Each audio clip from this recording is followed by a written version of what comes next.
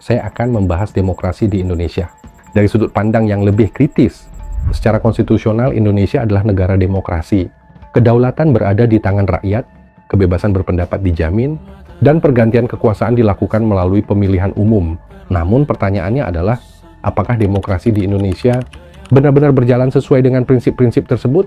Salah satu persoalan yang sering menjadi sorotan adalah menurunnya kualitas demokrasi.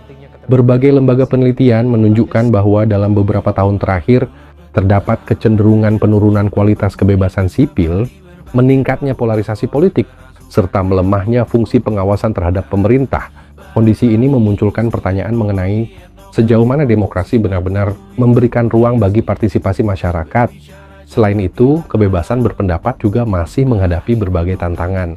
Meskipun setiap warga negara memiliki hak untuk menyampaikan kritik, dalam praktiknya masih terdapat kasus di mana aktivis, akademisi, jurnalis, maupun masyarakat sipil merasa mendapat tekanan ketika menyampaikan kritik terhadap kebijakan pemerintah.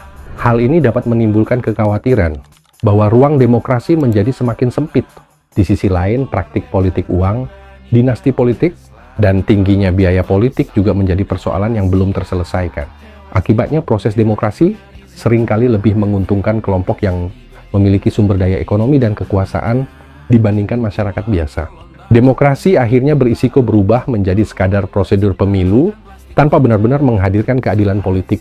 Kontroversi terhadap beberapa kebijakan dan proses legislasi juga menunjukkan bahwa partisipasi publik belum selalu menjadi pertimbangan utama dalam pengambilan keputusan. Ketika aspirasi masyarakat tidak diakomodasi secara memadai, muncul anggapan bahwa demokrasi hanya dijalankan secara formal, bukan secara substantif. Sebagai mahasiswa, kita memiliki tanggung jawab moral untuk mengawal demokrasi.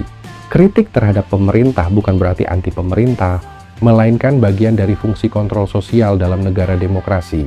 Kritik yang baik harus didasarkan pada data, hukum, dan kepentingan publik, bukan pada kebencian atau kepentingan politik tertentu.